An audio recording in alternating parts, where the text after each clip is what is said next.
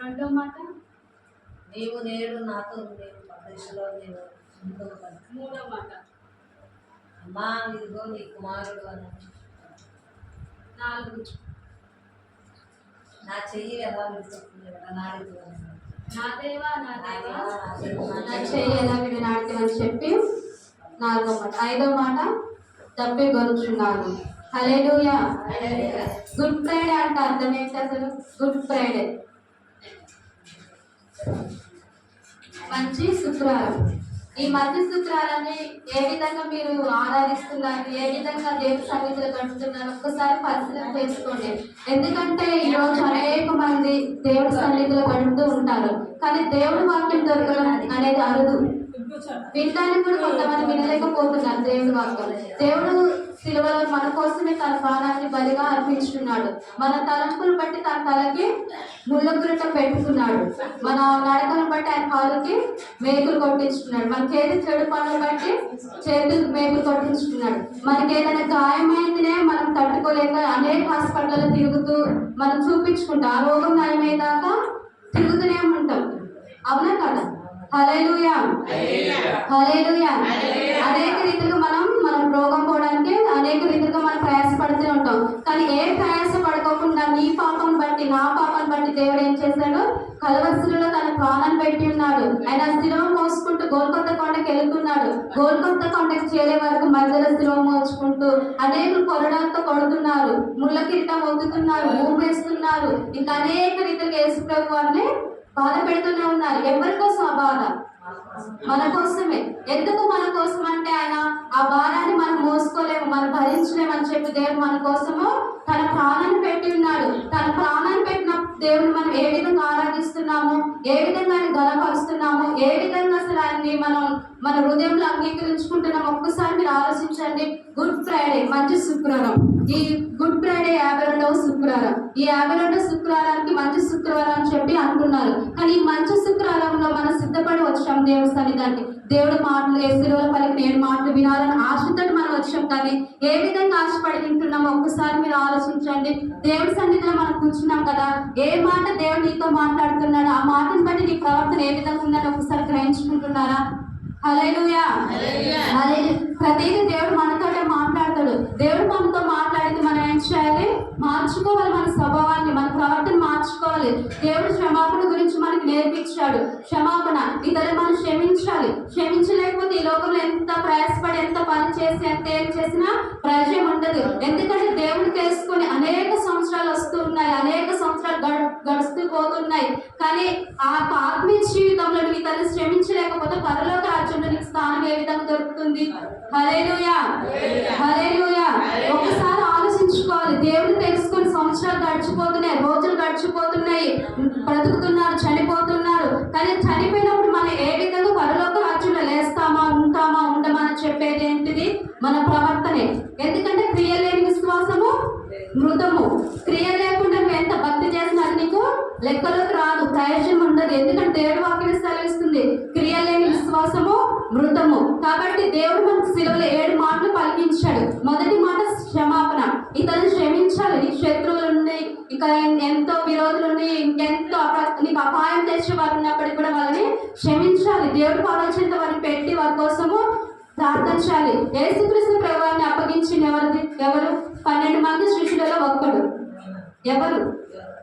ఇస్కరియోతు యూదా. దేవుడితోనే ఉన్నాడు, దేవుడితో సహవాసం చేసుకున్నాడు, ఆయన అంటు పెట్టుకొని ఉన్నాడు. కానీ ఒకరోజు ఏమొచ్చింది?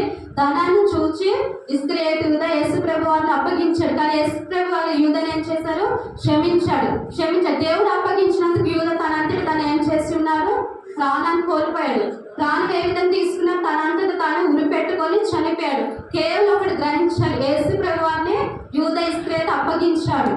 అప్పగించినప్పుడు కూడా యేసు ప్రభువు యూదాని క్షమించాడు. హల్లెలూయా.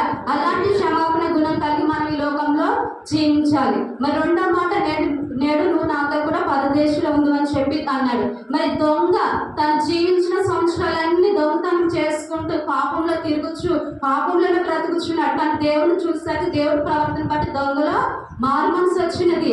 తన ప్రవర్తన మార్చుకున్నాడు. 2 దొంగలు ఉన్నారు. 2 దొంగలు ఒక దొంగ మనకి పాపం తగ్గినదే, ఈ శిక్ష మనం అనుభవించాలి. కానీ ఏ నేరం చేయని యేసు ప్రభువు పక్కనే నిలబడ్డారు, మన పక్కనే ఉన్నాడు కాబట్టి మన జ్ఞాపకం చేసుకోవాలని మనం చెప్పాలని చెప్పి ఇద్దరు దొంగలు సంభాషణ చేసుకుంటారు. ఇద్దరు దొంగలు మాట్లాడుకుంటూ ఉంటున్నారు.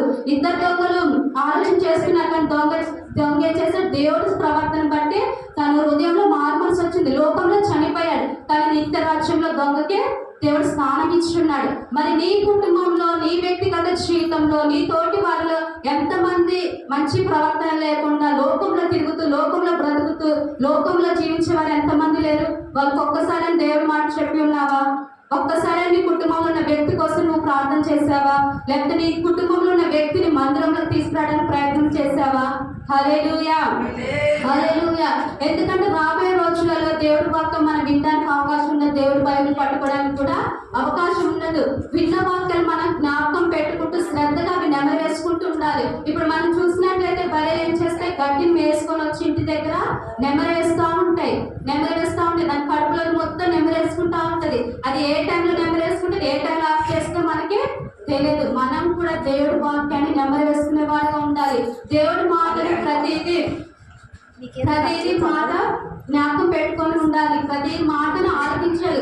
దేవుడు మనతోటే మాట్లాడతాడు, దేవుడు మనతోటే ఉంటాడు. హల్లెలూయా, హల్లెలూయా. కాబట్టి అలాంటి పరలోక రాజ్యంలో నువ్వు నేను ఉండాలని చెప్పి దేవుడు కోరుకోవాలి. మనం భక్తి చేస్తున్నాం, మందిరానికి వస్తున్నాం కదా, ప్రార్థన చేస్తున్నాం కదా అని అనుకుంటుంటాం, కానీ ప్రభువా ప్రభు అని పిలిచేవాడు ఆ రాజ్యంలో ఉంటాడో ఉండడాన్ని దేవుడు వాక్కు సెలవిస్తుంది. మరి నీ భక్తి దేవుడి పట్ల ఏ విధంగా కనపరుస్తున్నావు, నీ భక్తి దేవుడి పట్ల ఏ విధంగా ఉంటుందని చెప్పి ఒకసారి నువ్వు గ్రహించుకోవాలి. హల్లెలూయా. మరి మూడో మాట తండ్రి కుమారుడితో చెప్తున్నాడు, బాధ్యత గురించి చెప్తున్నారు. ఈ లోకంలో మన ప్రతి ఒక్కరం బాధ్యత కలిగి ఉండాలి. సంఘం పట్ల బాధ్యత కలిగి ఉండాలి, కుటుంబం పట్ల బాధ్యత కలిగి ఉండాలి, అందరి పట్ల మనం బాధ్యత కలిగి ఉండాలి. హల్లెలూయా, హల్లెలూయా. నాలుగో మాట తండ్రితో ఎడబాటు. తన లోకంలో ఉన్నప్పుడు తండ్రి కుమారుడు కలిసి ఉన్నారు. తను ఎప్పుడైతే తండ్రి కుమారుడిని చేయి విడిచిపెట్టున్నాడో, నా దేవా నా చెయ్యి ఎందుకు విడిచిపెడుతున్నామని చెప్పి దేవుడు చెప్తూ ఉన్నాడు. కానీ ఆ సమయంలో దేవుడు ఏం చేశాడు? తన కుమారుని చేయి విడిచిపెట్టారు. అలా ఎందుకు? మనం కూడా దేవుడితో సంబంధం కలిగి ఉన్నప్పుడు, దేవుడితో సహవాసం కలిగినప్పుడు అనేక సార్లు దేవుడి మందిరానికి దూరం అయిపోతాము. దేవుడు నా జీవితంలో ఏం చేయట్లేదు కదా, అసలు నేను ఎందుకు ప్రార్థనకి వెళ్తున్నాను, నా జీవితంలో ఈ కార్యం జరగట్లేదు అని చెప్పి అనేక సార్లు ఏం చేస్తాం? దేవుడిని మర్చిపోతాం, దేవుడిని వదిలేసి మందిరానికి రాకుండా అనేక సార్లు ఉంటే ఉంటారు. హల్లెలూయా.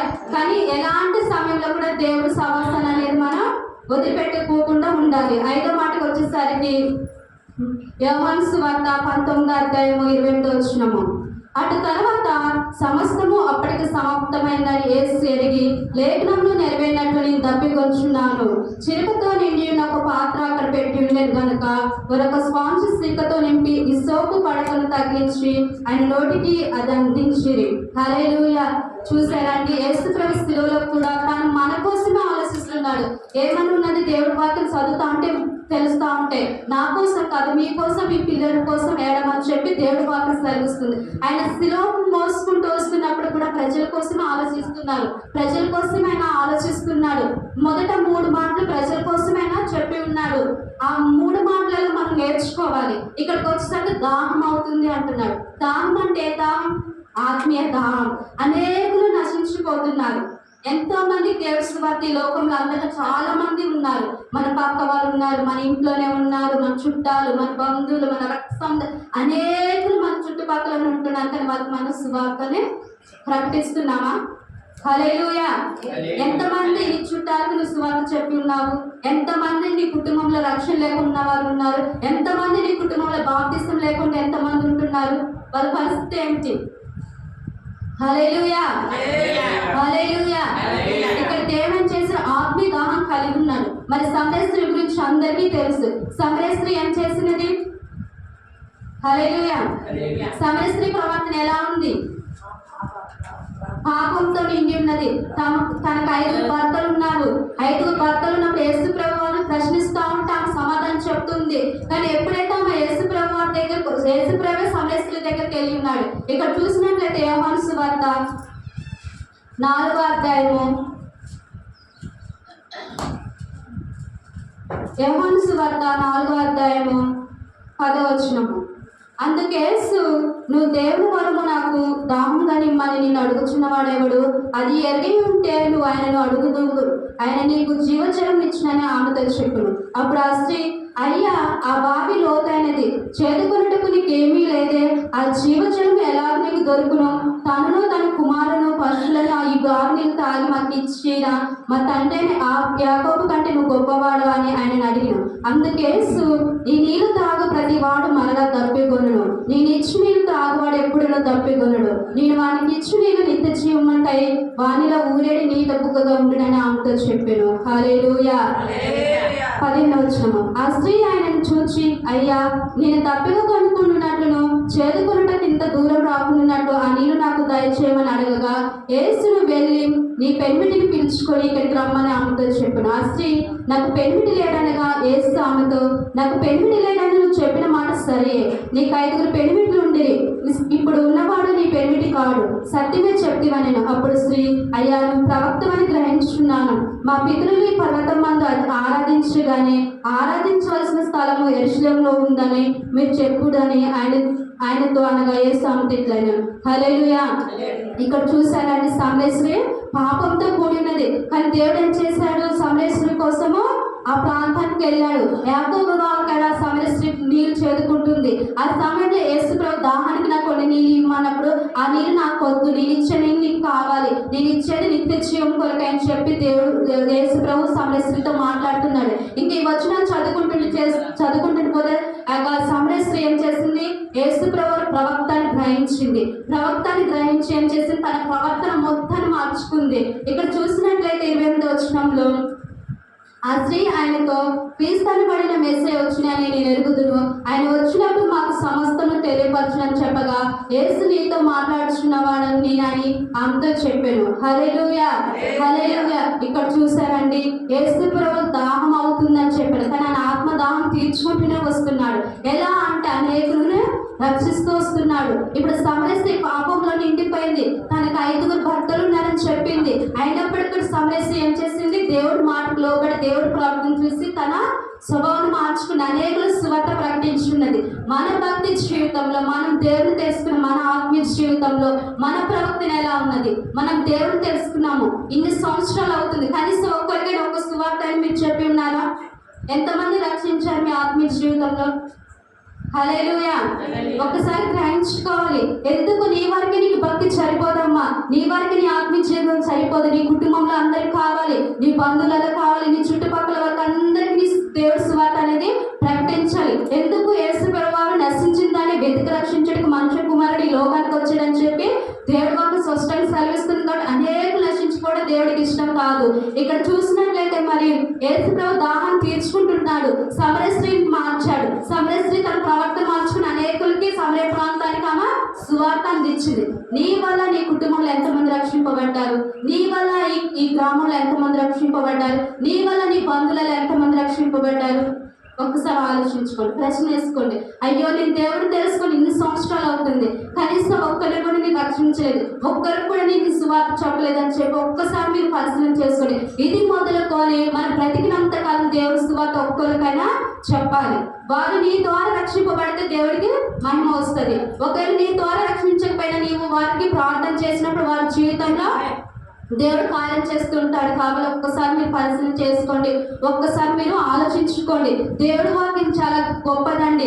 దేవుడి వాక్యం నమ్మిన వారు, దేవుడి వాక్య ప్రకారం జీవిస్తున్న వారి జీవితంలో దేవుడు గొప్ప కార్యాలు చేస్తున్నాడు. ఆయన ఎవరి కోసం కల్వరిలో ప్రాణం పెట్టాడు? మన కోసం మన బంధువులు ప్రాణం పెడతారా?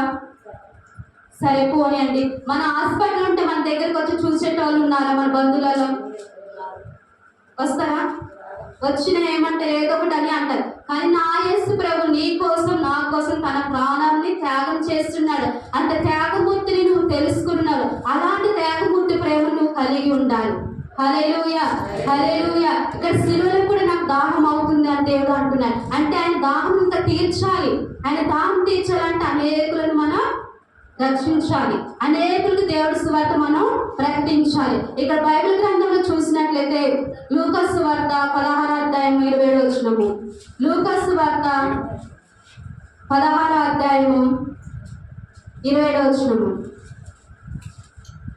ఇక్కడ చూసినట్లయితే లాజరు ధనవంతుడి గురించి వాక్యం ఉంటుంది. ఎందుకంటే యేసు ప్రభువు శిలువలో పలికిన 5వ మాట తప్పికొంచున్నాను. హల్లెలూయా హల్లెలూయా. తప్పికొంచున్నానన్న మాటకి దేవుడి వాక్యం మనకి తెలియపరుస్తున్నాడు. ఇక్కడ చూసినట్లయితే సమరస్త్రీని దేవుడు మార్చాడు. ఇక్కడ చూసినట్లయితే లూకా సువార్త 16:27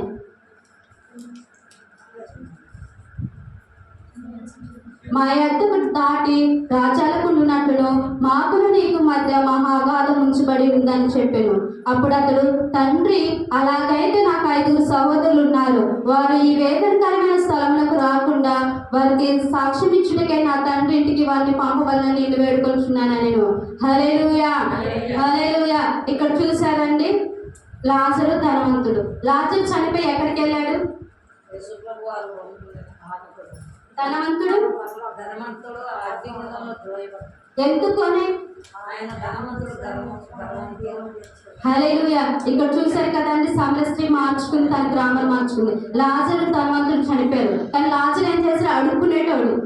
ఎవరైనా చేస్తే తినాలని చూస్తాడు. ఈ ధనవంతుడి దగ్గరికి వెళ్ళి కూడా అడిగినప్పుడు నా దగ్గర ఏం లేదని చెప్పి లాజర్ని బయటకు గెట్టేశాడు. అయినప్పుడు కూడా లాజర్ ఏం చేశాడు? దేవుని అంటు పెట్టుకొని ఉన్నాడు. ఇక్కడ గ్రహించాలి, లాజరు పేదవాడే, కానీ అక్కడ ఎవరిని అంటు పెట్టుకున్నాడు? దేవుని అంటు పెట్టుకొని ఉన్నాడు. దేవుడు రొమ్మను ఆనుకొని ఉన్నాడు. దేవుడు ప్రేమను కలిగి ఉన్నాడు. ధనవంతుడు మాత్రం ధనాన్ని చూసి ఏం చేశాడు? ఎప్పుడు ధనాన్ని ఆయన ఆనందపడుతూ ఉన్నాడు. ధనం ఆయనని పరలోక రాజ్యం చేర్చలేదు. ఆయనకున్న ఆస్తిపాస్తులు కానీ, ఆయనకున్న రాబడి కానీ, ఆయనకున్న పేరు ప్రఖ్యాతలు కానీ దేవుడి రాజ్యంలో చేర్చలేదు. కానీ లాజరు ఏం చేశాడు? పేదవాడు, అడుక్కునేటాడు, కానీ దేవుడు రొమ్మున ఆనుకున్నాడు. కేవలం ఈ మధ్యలో వ్యత్యాసం ఏంటి? దేవుని తెలుసుకోవడమే. దేవుని తెలుసుకున్నాడు కాబట్టి పరలోక రాజ్యంలో అబ్రాహాము రొమ్మున లాజరు ఆనుకొని ఉన్నాడు. కానీ ధనవంతుడు ఏమంటున్నాడు? నాకు 5 సహోదరులు ఉన్నారు. నేను వెళ్ళి వాళ్ళకి చెప్తాను, ఈ నరకం నుంచి తప్పించబడాలి, ఈ నరకానికి రావద్దని చెప్పి నేను వెళ్ళి చెప్తానని చెప్పి ధనవంతుడు అంటున్నాడు. కానీ యేసుప్రభువు ఎవరు అంటున్నారు? అక్కడ ప్రవక్తలు ఉన్నారు, వారు చెప్పేవారు అనేకులు ఉన్నారు, నువ్వు వెళ్ళడానికి అవకాశం లేదని అంటున్నారు. కానీ ధనవంతుడు అగ్నిలో ఉంటూ లాజరుని ఒక చుక్క కూడా నా నోట్లో పెడతారు, ఒక మంట చల్లార్చుకుంటానని చెప్పి అంటున్నాడు. కానీ చూశారు కదండి, ఎంత ఘోరమైన పరిస్థితి. ధనం ఉన్నది, లోకంలో ధనం ఉన్నది, ఐశ్వర్యం ఉన్నది, కానీ ఆ ధనము ఏం చేసింది? నరకానికి పంపించింది. లాజరు మాత్రం పేదవాడే, అయినప్పటికీ కూడా పరలోక రాజ్యంలో ఉన్నాడు. అలా మనం ఎంతో మందిని చూస్తుంటానండి. పరలోక రాజ్యం ఉన్నది, నరకం అనేది ఉన్నది, ఖచ్చితంగా ఉన్నది. హల్లెలూయా హల్లెలూయా. మరి నరకంలోకి నీ బంధువులు కానీ, నీ రక్త సంబంధులు కానీ, కట్టుకున్న భర్త కానీ, నీ పిల్లలు కానీ ఏ విధంగా దేవుని తెలుసుకున్నారు? ఎంతమంది బాప్తిసం తీసుకున్నారు? ఎంతమంది రక్షింపబడ్డారు? ఒక్కసారి ఆలోచించండి. ఎందుకంటే పరలోకం నరకం అనేది ఖచ్చితంగా ఉన్నది. దేవుడు రాకడ వచ్చినప్పుడు ఆయన రాజ్యంలో, ఆయన భక్తిలో, ఆయన ప్రార్థనలో ఆయన లాగా జీవించే వారు పరలోక రాజ్యంలో ఉంటారు. ఆయన దేవుని తెలుసుకొని కూడా సరైన భక్తి, సరైన ప్రవర్తన లేకపోతే నరకంలో నెట్టివేయబడతారు. కాబట్టి ఇది మొదలుకొని మనం జీవించినంత కాలము దేవుని సువార్త అనేకులకు ప్రకటించాలి. నువ్వు చెప్తే వాళ్ళు మారని దేవుడు చూసుకుంటాడు. వారికి చెప్పి వాళ్ళని బట్టి నువ్వు ప్రార్థన చేయాలి. ప్రార్థన చేసినప్పుడు వారు ఏం చేస్తారు? వారి ప్రవర్తన మార్చుకుంటారు.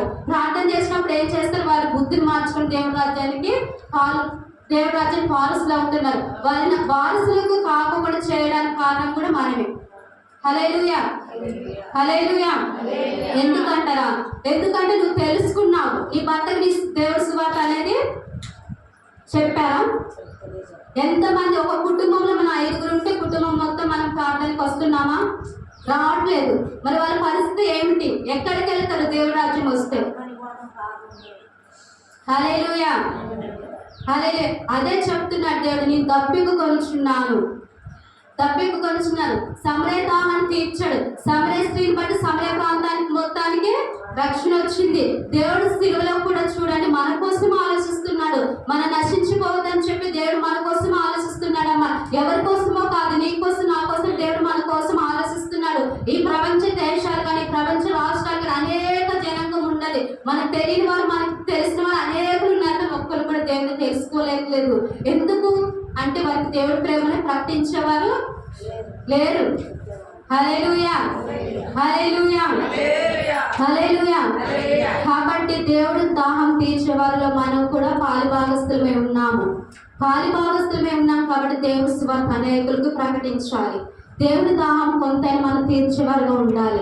సమరశ్రీ మార్చిన దేవుడు లాజర్ని దేవుడు రోమ్లో ఆర్పించుకొని ఉన్నాడు.